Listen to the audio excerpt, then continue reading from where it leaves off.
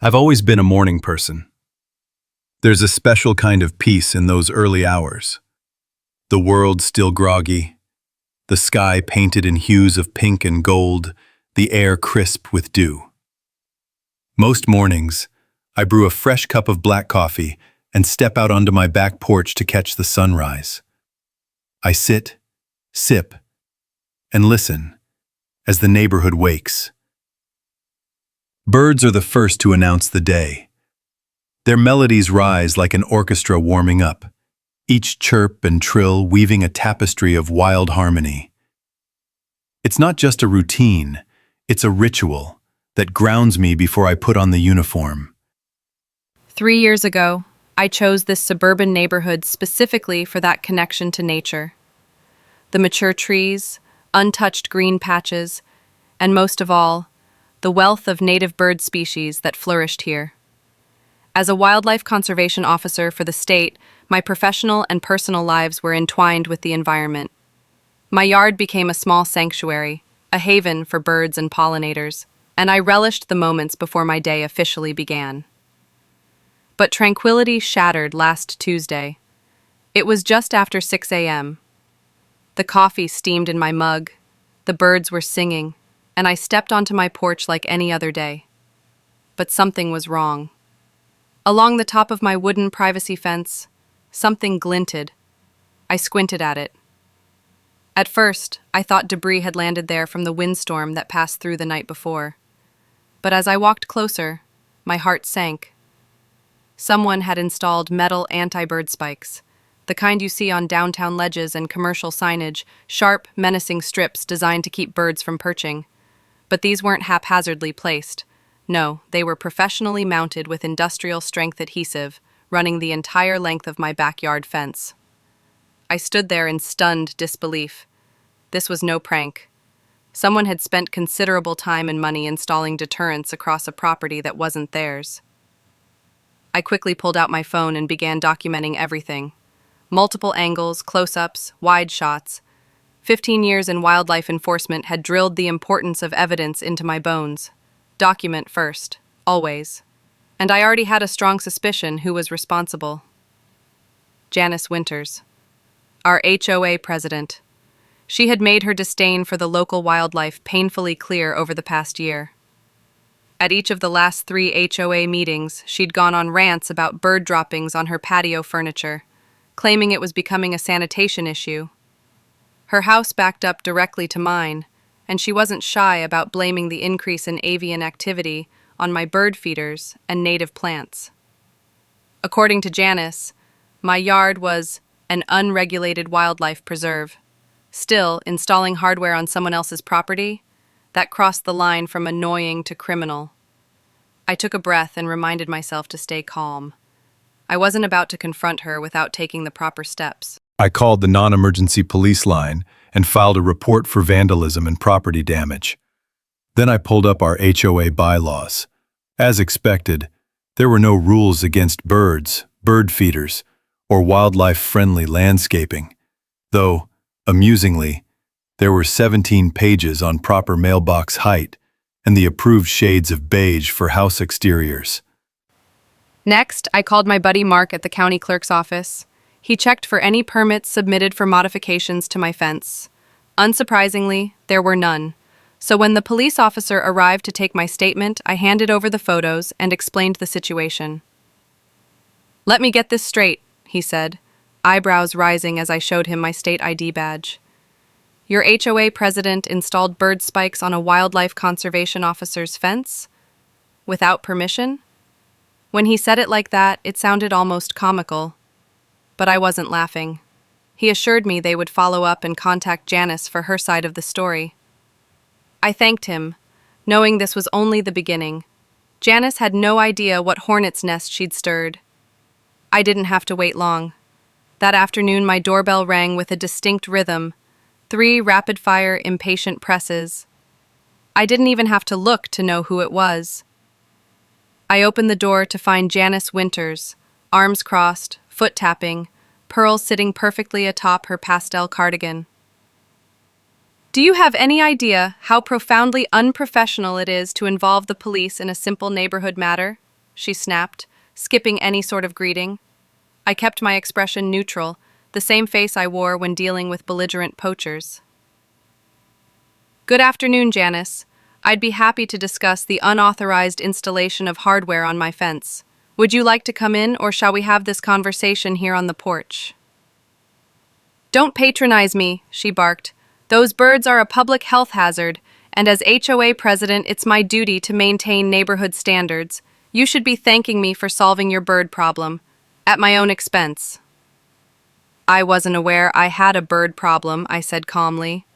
I specifically chose this home for its natural features. What I do have is a trespassing and vandalism issue. The spikes you installed need to be removed immediately, and any damage to the fence repaired. Her face turned crimson. Those spikes stay. It's for the common good. The HOA board voted. I'm on the Architectural Review Committee, I interrupted. No such vote came to us, and I confirmed with the county there were no permits filed for any work on my property. She huffed. It was an emergency meeting. We don't need to involve every committee member for public health issues. Do you even know what diseases birds carry? Cryptococcosis, histoplasmosis, psittacosis? I pulled out my ID. Actually, I do. It's part of my job. Her eyes widened slightly, but she pressed on. Even worse. You're encouraging them. I've seen you putting out feeders. That violates HOA rules. Please show me where in the bylaws it states that, I said, though I already knew it didn't. It's under nuisance activities, she claimed. No, it's not. But what is stated clearly is that no resident may modify another resident's property without consent. You didn't have mine. Remove the spikes by tomorrow, or I'll pursue further legal action. Her indignation transformed into outrage. Are you threatening me? I'm protecting this community. Those spikes stay, or I'll fine you for removing community safety measures. Janice, I said evenly. What you've done violates local ordinances and potentially the Federal Migratory Bird Treaty Act. That's a serious crime.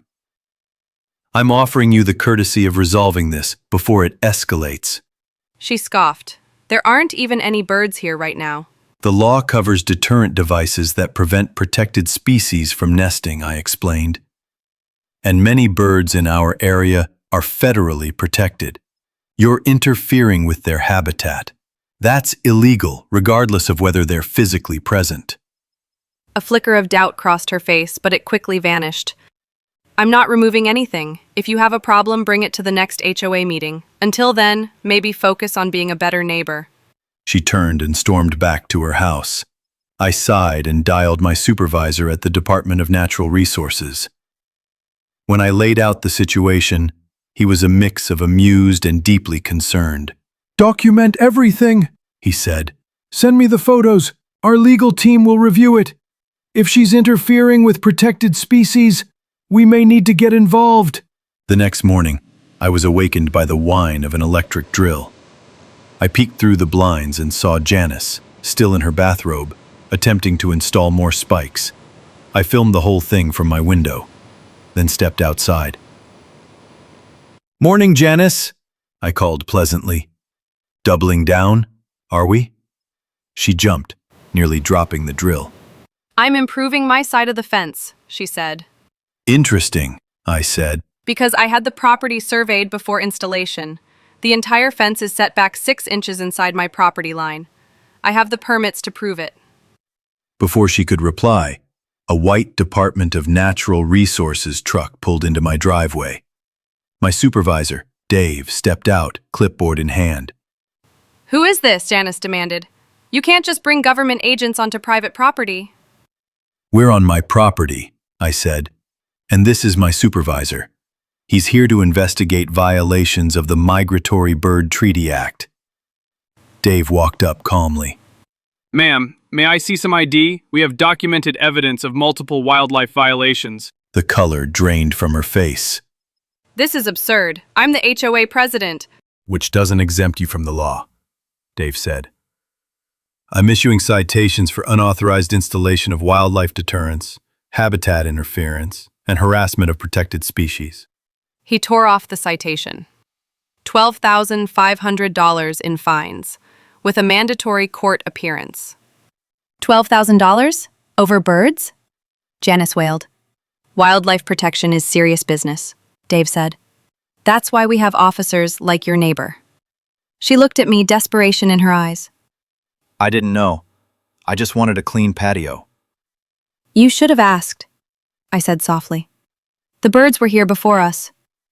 That night, Janice called an emergency HOA meeting. She framed the situation as governmental overreach, claiming the fines were unjust and that she had been targeted unfairly. But when she suggested using HOA funds to cover her legal expenses, the mood in the room shifted. Harold Myers, a retired attorney, stood up. Did the board vote on these deterrents? The other board members looked confused. Lisa Chen, our treasurer, said, "No, and I see a $447.72 charge for bird spikes here. I don't remember approving this." Janice's silence said everything. Harold spoke again.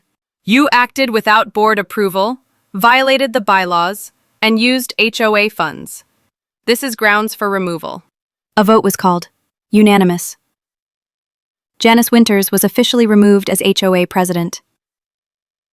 She looked around the room, desperate. I did everything to keep this place perfect. Everything was perfect, someone said, until you tried to control nature. As she handed over the HOA credit card and keys, her hands trembling, I felt a twinge of pity. Not for the fines, but for the loss of the identity she'd built around authority. In her quest to control even the birds, she had lost control of everything else. And the birds? They kept singing, unbothered by human politics.